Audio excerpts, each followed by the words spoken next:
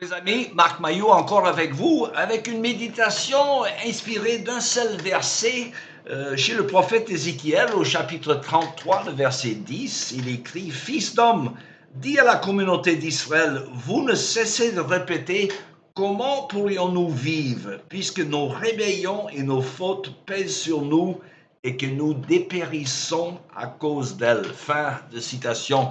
Alors j'avoue que cette méditation est inspirée largement d'un commentaire de notre frère John Stonestreet de l'association Breakpoint aux États-Unis. Dans un essai intitulé « Après 10 ans », le feu pasteur théologien allemand Dietrich Bonhoeffer posait cette question. Il disait, et je cite, « Y a-t-il jamais eu dans l'histoire des hommes qui, en leur temps, tout comme nous, aient eu si peu de certitudes sur lesquelles se tenir ?»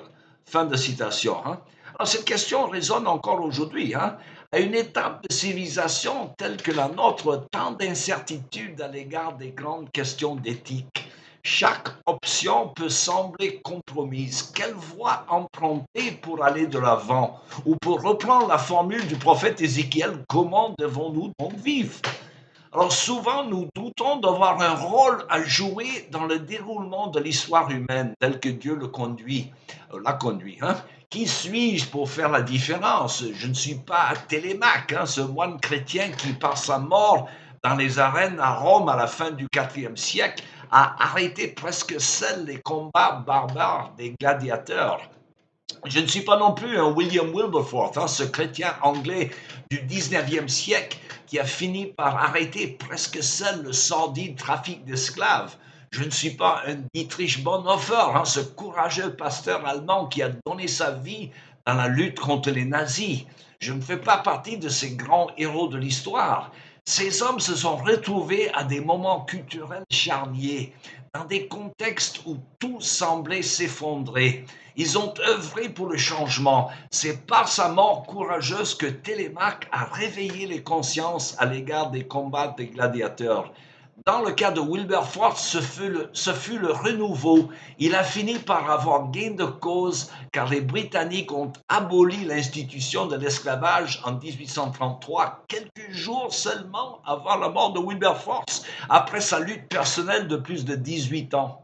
Quant à Bonhoeffer, il fut exécuté le 9 avril 1945, juste avant la guerre, à la fin de la guerre, pour avoir dénoncé les agissements du démon Hitler. Tous les trois ont dû faire face au grand mal de leur époque. Tous les trois ont été témoins d'une détresse qu'ils se sentaient appelés à réparer. Chacun a répondu fidèlement à l'appel de Dieu. Aucun des trois ne fut un échec. Quant au résultat, il n'était nullement de leur ressort, comme on dit. En vérité, les résultats appartiennent toujours à Dieu. Dans son livre The Call, l'appel si vous voulez, le docteur Os Guinness a fait observer que la plupart des chrétiens ne saisissent pas pleinement le sens de leur vocation personnelle. Nous ne sommes pas simplement appelés à un ministère, ni même à une vocation particulière. Nous sommes appelés à vivre en ce temps-là et en ce lieu par le Dieu qui écrit l'histoire du monde. C'est lui qui nous a placés là où nous sommes. Les premiers chrétiens furent appelés à vivre à une époque au sein de l'Empire romain où il était à la fois normal et légal d'abandonner les nouveau-nés non désirés. Alors, selon une pratique connue sous le nom d'exposition, les enfants, et tout particulièrement les petites filles, étaient laissés à l'abandon dans la nature pour y mourir. Les premiers chrétiens, convaincus que chaque être humain est créé à l'image de Dieu, partaient à la recherche de ces enfants pour les sauver. Ils ne se doutaient pas qu'en répondant à ce grand mal de leur époque, ils étaient en train de changer le cours de l'histoire. Et pourtant, quelques décennies plus tard, alors que les communautés romaines traversaient une crise démographique caractérisée par un déséquilibre flagrant, il y avait beaucoup plus d'hommes que de femmes, les hommes romains commencèrent à fréquenter les églises pour y trouver des épouses. Après tout, c'est là où se trouvaient des femmes. Alors, selon l'historien Rodney Stark, ces actes de fidélité chrétienne consistant à sauver les nouveau-nés contribuent à expliquer l'essor fulgurant du christianisme au IIe siècle. À l'instar de ces premiers chrétiens, nous ne pouvons savoir ce que Dieu accomplira grâce à notre obéissance. Nous ignorons si nous vivons un moment digne de Télémaque ou de Wilberforce ou de Bonhoeffer. Aujourd'hui, que ce soit dans les domaines de la médecine, de l'éducation, de la politique ou du sport ou des médias, les gens ne savent plus distinguer entre le bien et le mal.